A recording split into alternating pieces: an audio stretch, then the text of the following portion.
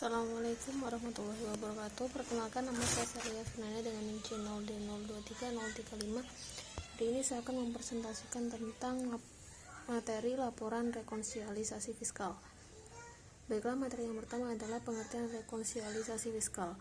Rekonsiliasi fiskal dapat diartikan sebagai proses mencocokkan perbedaan dalam laporan keuangan komersial yang disusun berdasarkan sistem keuangan akuntansi dengan laporan keuangan yang disusun berdasarkan ketentuan perpajakan. Materi yang kedua adalah perbedaan rekonsiliasi fiskal.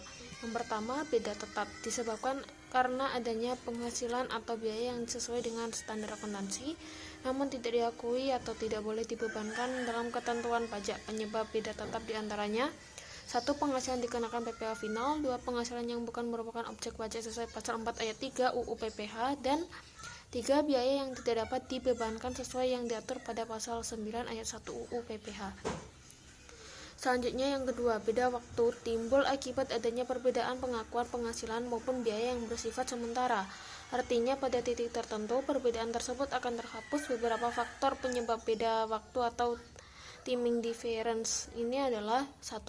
Perbedaan masa manfaat dalam penyusutan atau amortisasi. Misalnya aset yang masuk kelompok 1 disusutkan menurut pajak selama 4 tahun, sedangkan secara komersial disusutkan selama 5 tahun. Kedua, perbedaan metode penilaian persediaan. Ketiga, perbedaan penghasilan berdasarkan cash basis dan accrual basis. Selanjutnya adalah jenis rekonsiliasi fiskal. Koreksi fiskal positif merupakan koreksi yang mengakibatkan laba fiskal bertambah atau rugi fiskal berkurang, sehingga laba fiskal lebih besar dari laba komersial atau rugi fiskal lebih kecil dari rugi komersial. Biaya atau penghasilan yang dilakukan koreksi fiskal positif diantaranya: 1. Biaya untuk pemegang saham, pembentukan dan cadangan, imbalan dalam bentuk natura atau kenikmatan, pajak penghasilan, saksi administrasi, selisih penyusutan atau amortisasi komersial di atas penyusutan atau amortisasi fiskal. Yang terakhir, biaya yang ditangguhkan pengakuannya.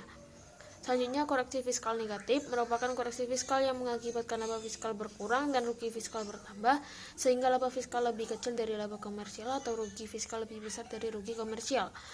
Pos-pos yang dilakukan koreksi fiskal negatif antara lain: 1. Penghasilan merupakan objek PPh final, penghasilan yang bukan merupakan objek pajak, selisih penyusutan atau amortisasi komersial di bawah penyusutan atau amortisasi fiskal, dan yang terakhir penghasilan yang ditangguhkan pengakuannya. Sekian presentasi materi dari saya. Wassalamualaikum warahmatullahi wabarakatuh.